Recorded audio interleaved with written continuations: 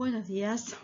Hoy vamos a empezar con las culturas modernas, los últimos contenidos dentro de la Cátedra de Historia de la Arquitectura 1. Y lo vamos a hacer diferente. Vamos a ver primero el urbanismo y después las culturas y la arquitectura. Primero el urbanismo porque en cierta forma el análisis lo dominan un poco mejor y también porque es interesante ver cómo modelos e influencias se mueven al mismo tiempo en estos mismos siglos entre Europa y América. Vamos a empezar por revisar los asentamientos urbanos en el territorio del NOA, donde la República Argentina tiene sus principales yacimientos, sus zonas arqueológicas. Y vamos a ver algunas culturas más antiguas del siglo VIII, pero fundamentalmente aquellas que encuentran los españoles a su llegada cuando el territorio era una provincia inca. Después vamos a revisar el urbanismo en Europa, en los siglos XV y XVI, cuando se da en Europa el Renacimiento, y que está marcado ese periodo al medio con la caída de Constantinopla y con el descubrimiento de América, y ahí el territorio americano empieza a formar parte de esa visión europea, y cómo esos modelos, para terminar esos modelos urbanos, pasan al continente americano, se encuentran con esta realidad que vamos a empezar a ver ahora y que ya hemos revisado en el prehispánico,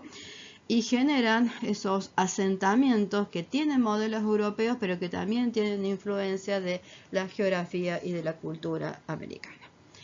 Empecemos Para empezar, como siempre, nos vamos a fijar en esta línea de tiempo, en cómo esta etapa moderna también tiene sus dos instancias en el continente europeo a partir de las etapas del Renacimiento y del Manierismo. El barroco lo vamos a dejar para Historia 2. Y del lado americano, la etapa colonial, y nosotros nos vamos a quedar específicamente con los primeros siglos de la presencia española en América. Vamos a revisar por última vez algunos elementos postclásicos en el caso de los incas en el territorio del NOA argentino, para poder hacer las relaciones más convenientes. Este periodo entonces, que va desde el descubrimiento de América hasta fines del siglo XVII, antes de comenzar el periodo barroco, son los dos últimos siglos que vamos a revisar dentro de la cátedra. Comencemos entonces con el prehispánico en el NOA entre los siglos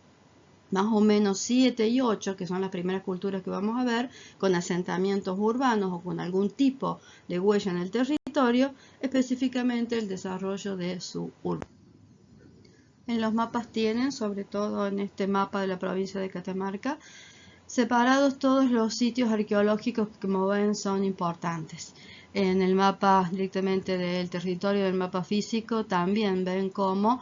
estas series de asentamientos va conformando como una ruta longitudinal, acompañado en parte por el camino del Inca y también con los caminos preincaicos.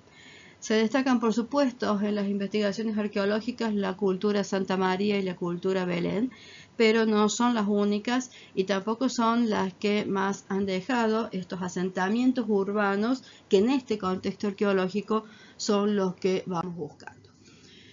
Quizás si logramos hacer un paralelismo entre el desarrollo histórico que hemos visto en el territorio sudamericano cuando vimos el prehispánico y en esos periodos formativos de apogeo y de expansión, podemos considerar que en el NOA argentino y principalmente en Catamarca hubo un periodo precerámico arcaico, es decir, está antes de la producción cerámica, que fueron después evolucionando lentamente hacia una experimentación agrícola ganadera.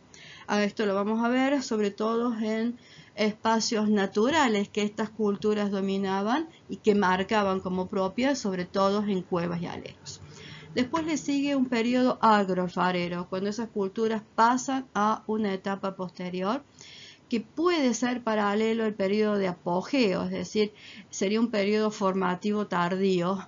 Y ahí vamos a revisar, divididos en temprano, medio y tardío, culturas como la Alamito, cultura La Aguada, cultura Belén y Santa María, que les mencioné antes. siendo estas las de una extraordinaria producción cerámica, mientras que las otras vamos a lograr ver algunos asentamientos urbanos.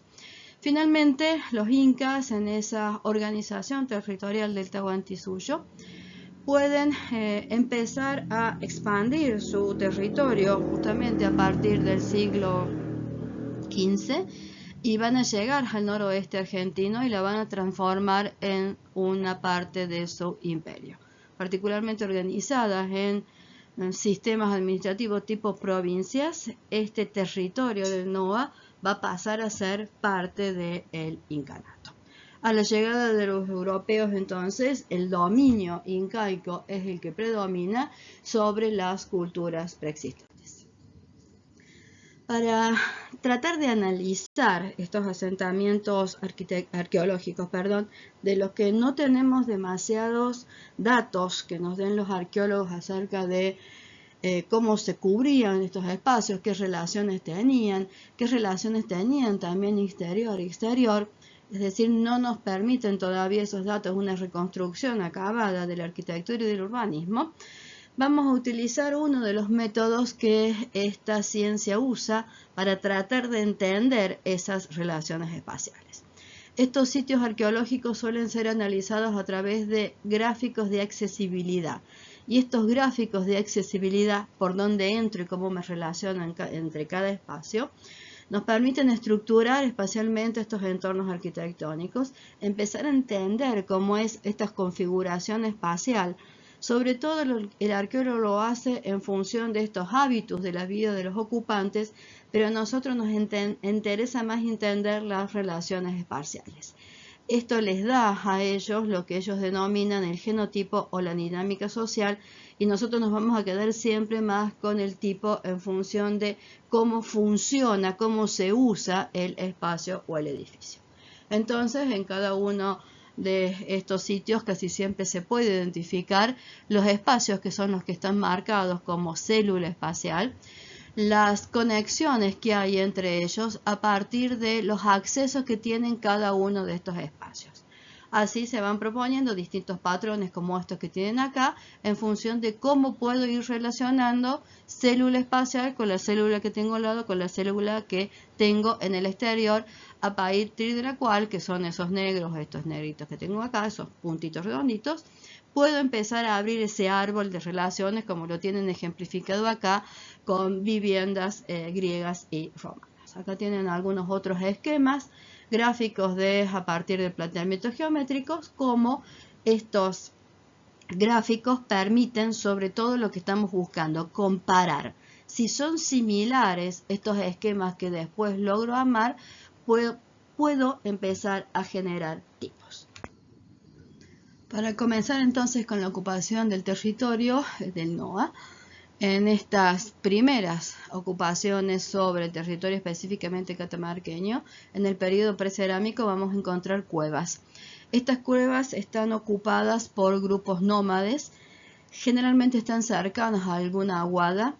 Este grupo nómade tiene economías extractivas, son cazadores recolectores que lentamente van girando hacia algún tipo de especialización. Esta especialización se puede verificar en los numerosos petroglifos que van dejando como artes rupestres en los muros, en las paredes de estas cuevas.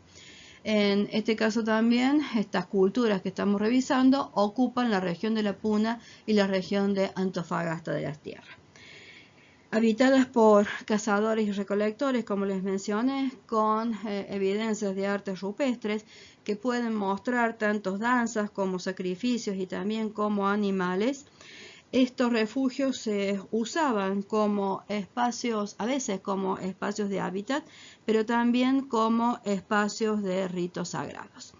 Hay cierta búsqueda en el análisis de las relaciones visuales desde adentro hacia afuera y desde afuera hacia adentro, en función sobre todo de cómo se ve, de cómo se observa las pinturas que tienen la mayoría de estas cuevas.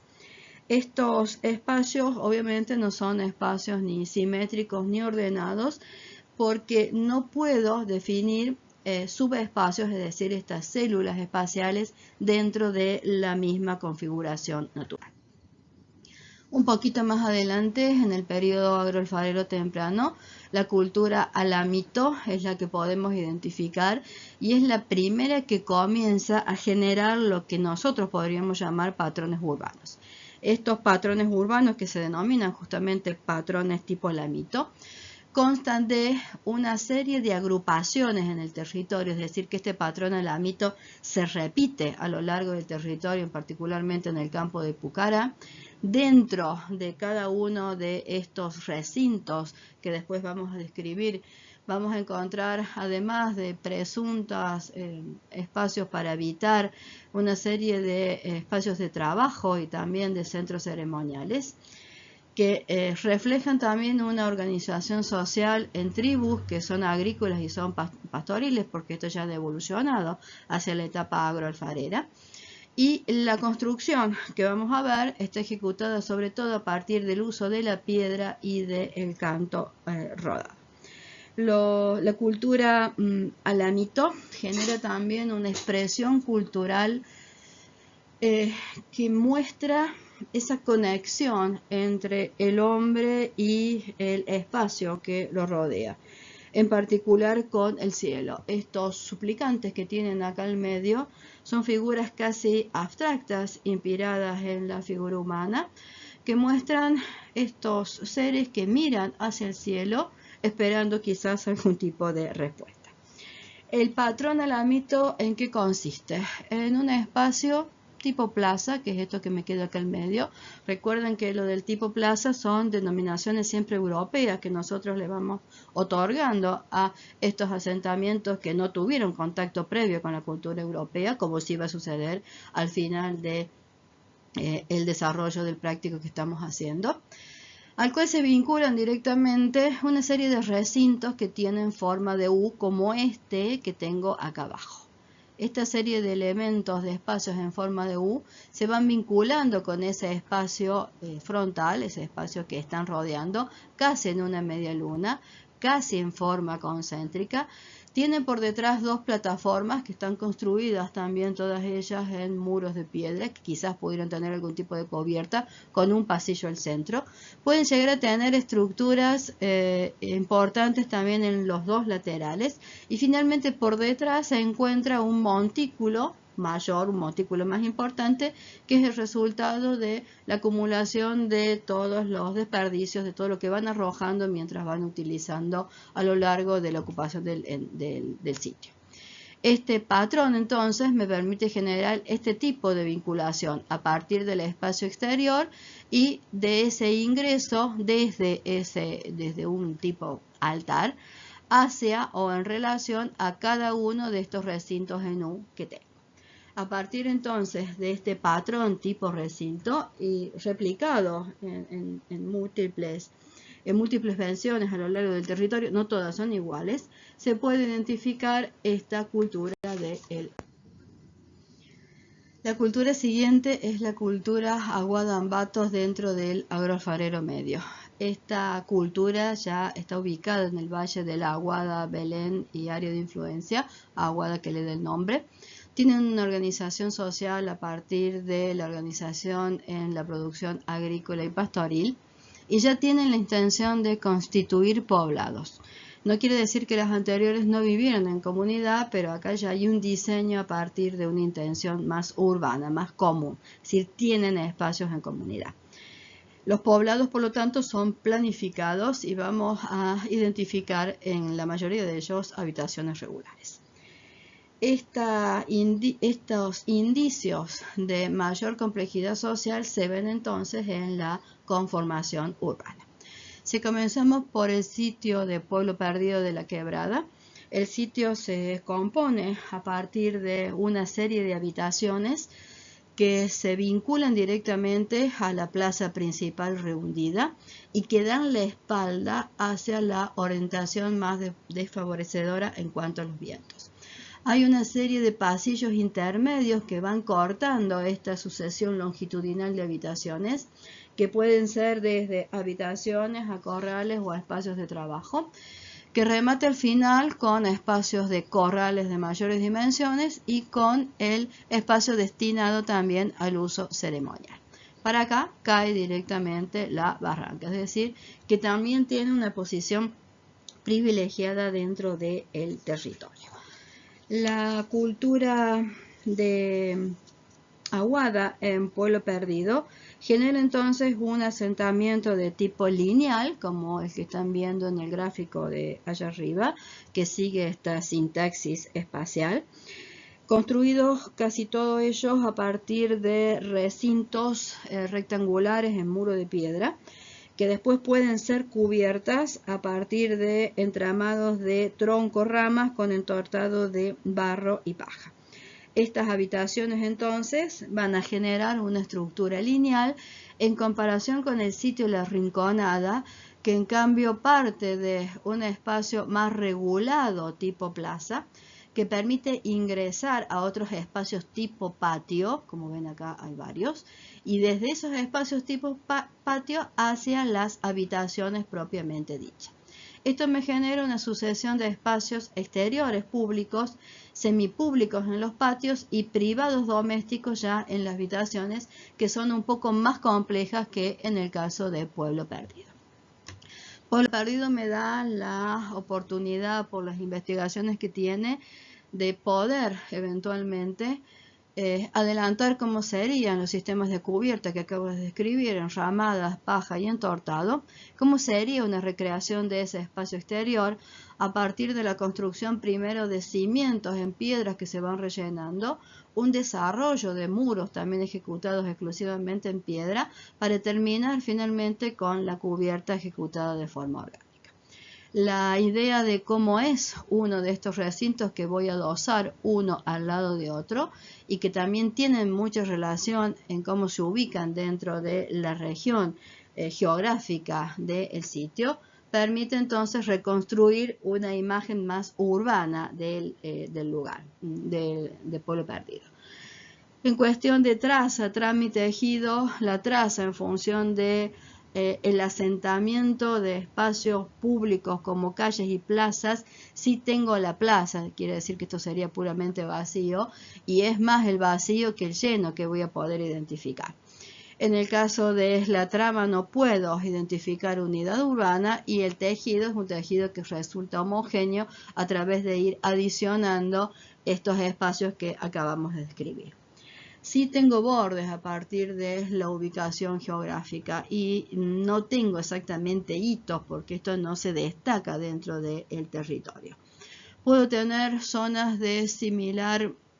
uso con la misma actividad, esto es más ceremonial y religioso, esto es más residencial y productivo, pero no voy a tener gran cruces de flujos porque los usos son similares y permanentes a lo largo del tiempo, vinculados por supuesto a lo que dijimos antes, que es la producción agrícola ganadera. El siguiente periodo ya es el agroalfarero, pero tardío. Acá ya hay una producción en metalurgia y hay también poblados aglomerados, es decir, de mayor desarrollo, emplazados en sitios estratégicos, casi siempre altos, y este tipo de emplazamiento es el que se denomina a partir de quechua pucará. Ya hay campos de cultivos asociados a estos asentamientos, obras hidráulicas de importancia y caminos, sobre todo porque son los que les permiten en este caso intercambiar y comerciar. Dentro de este periodo podemos señalar la cultura Santa María, y dentro de la cultura Santa María asentamientos tales como Punta de Balasto, Cerro Pintado de las Mojarras y Loma Rica de Chiquimil. En todas vamos a ver ese emplazamiento en una posición alta, privilegiada. Ahí ven siempre las cotas de nivel. Un desarrollo que es más bien longitudinal, siempre a partir de habitaciones que son de geometría regular. Dentro del periodo agroalfarero tardío también se encuentra la cultura Belén, que se caracteriza sobre todo por sus enterramientos, ejecutados tanto en urnas funerarias como son las que tienen acá arriba, divididas en tres partes con líneas pintadas en negro sobre rojo, pero expresivas y que dan cuenta de la evolución artística de la cultura. y también en enterramientos más tipo tumbas, definidos a partir del uso de la piedra, que arman como estas bóvedas ensaladizos que ven acá, de planta circular, y cuando es completa en esta planta circular y cubierta siempre con piedra, el uso de las piedras de grandes dimensiones son los que caracterizan, se denomina cista, y cuando se va firmando a una ladera de una montaña, como en este caso, y se hace solo la mitad, o sea, es un semicírculo, el enterramiento se denomina media cista. Este hábitus de la cultura en relación a la muerte es uno de los rasgos singulares que va a caracterizar a la cultura. Para terminar con el periodo agroalfarero tardío, la última cultura propia del noroeste argentino que vamos a ver es la Atacama, con su asentamiento de Tastil, ubicado en la actual provincia de Salta y ocupado entre fines del siglo XIV y mediados del siglo XV, es decir, al mismo tiempo que después vamos a ver el desarrollo del periodo del Renacimiento en Europa. Tastil se localiza a 3.200 metros sobre el nivel del mar y llegó a tener una población de más de 3.000 habitantes, lo que la convierte en el asentamiento urbano más importante, más desarrollado del noroeste argentino. Si quiero hacer el análisis a partir de los componentes, como lo hemos hecho hasta ahora, en cuanto al trazado, advierto una marca de huellas de callejones, que no llegan a ser calles en los términos europeos, que tienen un trazado orgánico, como los que les estoy marcando acá. La mayoría de ellos me lleva o desemboca en los que los arqueólogos identifican como plazas. Plazas que tienen usos comunitarios como moliendas, corrales, espacios religiosos, etc. Y ese trazado me ha permitido separar grupos de viviendas como el que tengo graficado de este lado, siempre en función, en este caso, de una plaza. Acá tienen en otra escala el desarrollo del trazado de esos corredores que dan acceso también a cada una de las viviendas. Y para analizar esta unidad de viviendas voy a utilizar el mismo tipo de gráfico que venimos haciendo de sintaxis de espacios entre el exterior y el interior, ubicando primero las células espaciales, es decir, estas, que están definidas a partir de muros de piedras con ángulos redondeados. Algunos de ellos son directamente circulares y esto nos indica la incorporación de las tumbas dentro de los sistemas, y estos un poquito más grandes son los depósitos de la comida posiblemente o algún otro tipo de acopio. El arqueólogo separa en el gráfico que tienen por debajo estos grupos de viviendas unas de otras y nos permiten hacer entonces las comparaciones en función de relacionar los espacios interiores y los distintos usos con las conexiones y el acceso desde el espacio a plaza. Acá tenemos ya un urbanismo mucho más complejo en relaciones exteriores e interiores. Puedo identificar un trazado, no llego a separar una unidad urbana tipo manzana, salvo que me guíe por el trazado de estos senderos callejones. Puedo sí verificar la existencia de zonas con la misma actividad, en tanto la habitación, la vivienda, enterramientos y espacios de uso público social, y sí puedo empezar a construir algo parecido a un perfil a partir de los desniveles que tengo en este cortecito acá abajo y que les mencioné las diferencias de cotas de nivel, ubicando los muros que van configurando cada una de estas unidades habitacionales y entendiendo que se cubrían con algunos materiales orgánicos como cueros o tejidos que no tendrían algún elemento tipo hito dentro del conjunto, ni bordes, salvo el borde que tengo en el fondo de la quebrada propiamente dicha,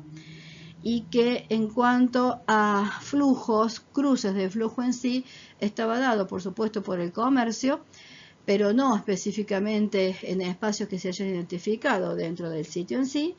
y que relacionaban a Tastil con sus sistemas de sembradíos en terrazas y con otros grupos de producción de los cuales Tastil era el núcleo central. Tastil fue abruptamente abandonada entre 1439 y 1442, posiblemente por algún evento natural importante o por el avance del imperio incaico que va a transformar a esta zona en una provincia del incanato. El avance inca supone entonces esa vinculación con toda la cultura incaica que ya hemos analizado antes y en función sobre todo del desarrollo del camino del Inca que llega hasta el norte argentino. Están viendo ahí la ubicación de Tastil que acabamos de dejar atrás y vamos a revisar otros dos asentamientos que forman parte de esta gran provincia que el imperio va a organizar administrativamente en la zona del Collasuyo, es decir, al sur de Cusco, relacionado a través de los caminos que tanto llevan el sistema administrativo inca para replicarse en cada uno de ellos, como también van a aportar al intercambio comercial propio de la zona.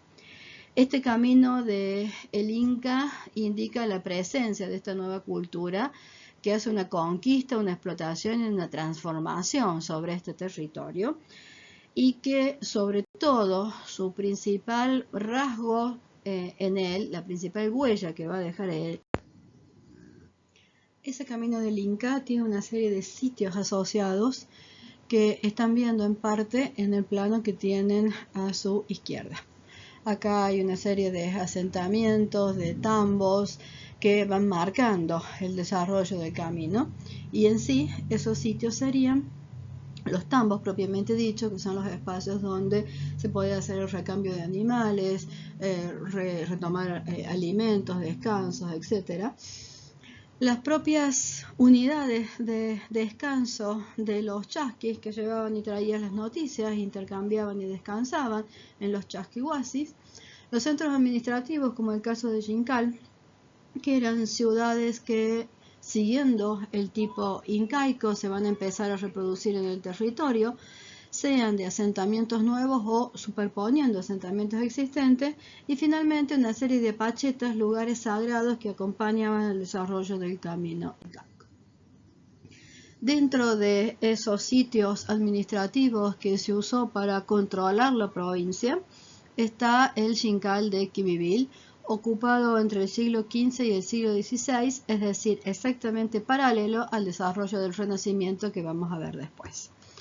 ¿Cómo analizamos este Jincal de Quimivil? Retomando en parte lo que ya hemos estudiado de la cultura incaica. Por lo tanto, lo primero que identificamos siempre es la gran plaza, una huacapata, y ahí la tienen completa y también la tienen en las reconstrucciones que van viendo en las partes superiores. Esa plaza, que de por sí ya es un lugar sagrado, tiene un ushnu, ese altar central desde el cual se dirigía ceremonialmente todo el territorio, y al ushnu lo podemos atravesar por los dos ejes principales y a partir de ahí empezar a leer que geográficamente hablando esto está ubicado al pie del desarrollo de la cadena montañosa, que hay dos elementos tipo cerros más altos que están a ambos lados de esa plaza y que tienen espacios ceremoniales en la parte superior y amplias escaleras que llevan hasta esa parte superior, son unos 25 metros de altura,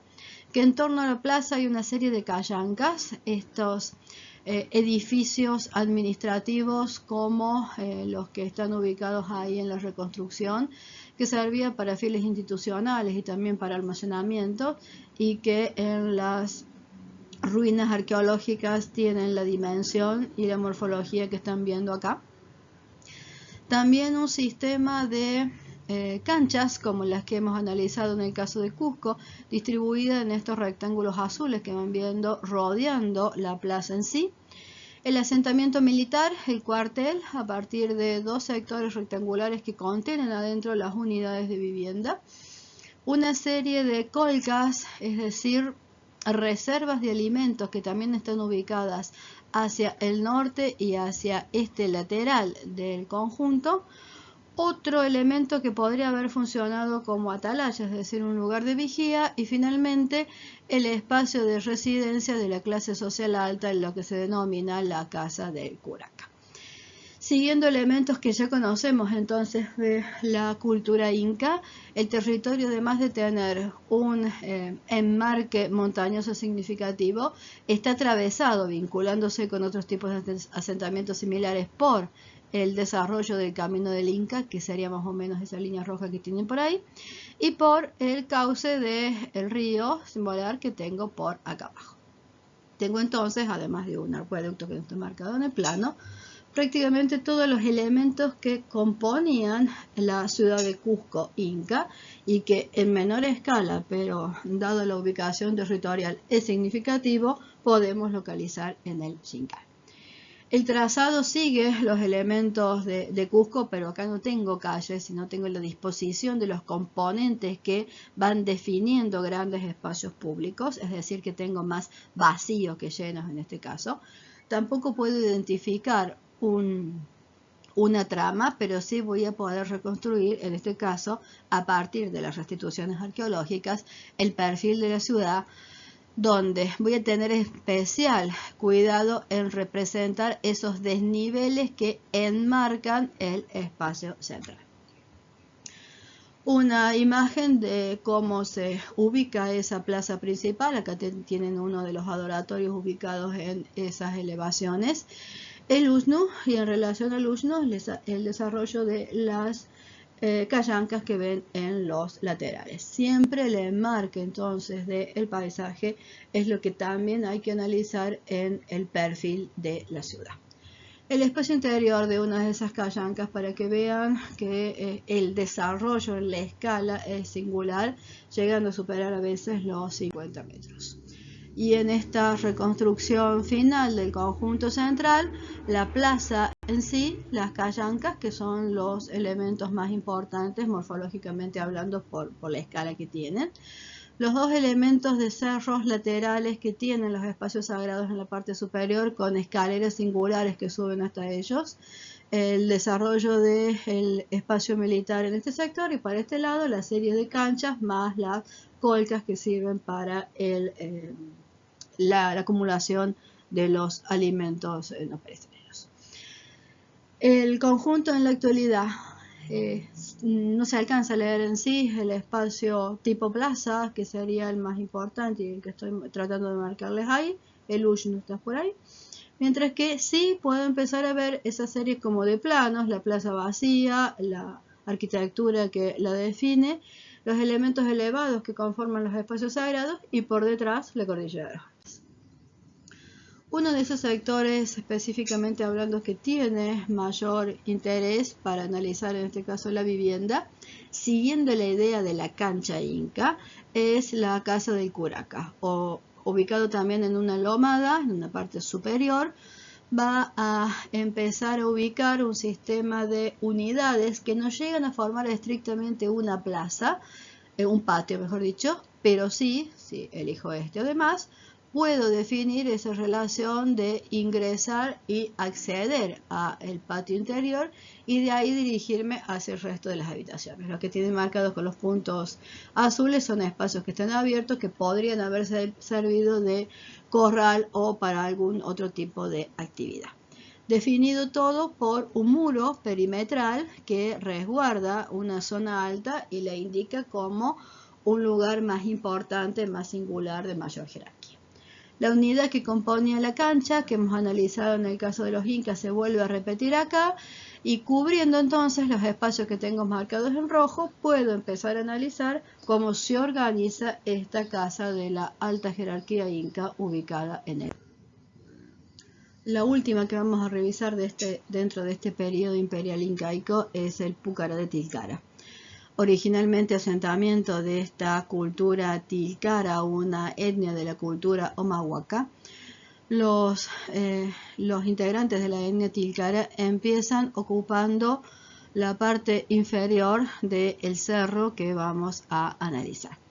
Siendo esa la primera ocupación, la segunda termina de completar la parte superior y tras la llegada de los conquistadores incaicos vuelven a repoblar y a modificar la parte superior de la montaña.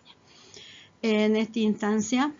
es más difícil ir identificando los callejones, pero sí es posible, lo tienen como por ahí. Y también hay que ir buscando la separación entre vivienda y vivienda, como la tienen en la parte superior de la gráfica. Acá sí, en mayor escala, es factible ir ubicando los callejones que van separando estos conjuntos de vivienda, que de nuevo vuelven a tener esta característica de ser más rectangulares que los que habíamos analizado antes, pero casi siempre con las puntas redondeadas consecuencia del uso de la piedra, sobre todo en los sistemas de construcción. Acá de nuevo, en este conjunto que tiene un asentamiento posterior incaico, vamos a encontrar una diversidad de variables dentro de la propia vivienda. Los arqueólogos indican que además del uso de residencia, también ubicaron una serie de casas que tenían talleres donde trabajaban la metalurgia, donde trabajaban la piedra, textiles y cerámicas, que el sistema también tenía una serie de canales que llevaba el agua hacia la parte superior y espacios de uso religioso. Si bien la plaza de uso de los aborígenes originales podría haber estado ubicado en este lugar, la plaza de la ocupación incaica, que es la que estamos analizando, es la que corresponde a este sitio. Una vez que defino entonces el espacio plaza, voy a analizar el tipo de la vivienda. Y de nuevo voy ubicando las células de espacios y las voy conectando entre ellas, verificando que es mucho más complejo, más armado tipo abanico el sistema de relación entre esos espacios y que varias de estas unidades tipo vivienda conforman la zona, si nos atenemos a Kevin Lynch, que puedo ir separando mediante los callejones. Entonces tengo un trazado, pero un trazado que es singular, es de menores dimensiones del que he analizado en el caso de Tastil. Tengo también unidades macros a nivel de viviendas, pero no puedo separar exactamente una unidad de vivienda, una unidad urbana específicamente hablando, y sí puedo empezar a recrear lo que sería el perfil, teniendo en cuenta sobre todo las diferencias de nivel en función de las cotas que tengo en el gráfico de este lado. De nuevo, el sistema de espacios entre el exterior y el interior es complejo y se genera a partir de ese exterior que se va subdividiendo en muchos espacios a niveles inferiores hasta llegar a los depósitos posiblemente propiamente hablando. Hay quizás un sector de la casa destinado a los usos de habitar, mientras que los otros pueden estar destinados a los usos de la producción. En sí, entonces, en este proceso de distintas ocupaciones a lo largo del tiempo, Tilcara, con muchas intervenciones para tratar de recuperar parcialmente y en hipótesis su configuración morfológica, va a ser la última expresión del urbanismo antes del noroeste argentino, antes de la llegada de los conquistadores. A partir de acá nos vamos a cruzar el territorio europeo, vamos a revisar el urbanismo en el Renacimiento europeo, para después con esos modelos y sobre este territorio y el resto del territorio americano, ubicar cuál es la relación entre esos modelos que traen los europeos y lo que ya hemos estudiado de las culturas precolombinas. Continúen revisando los otros dos videos para completar el urbanismo en Europa y de vuelta en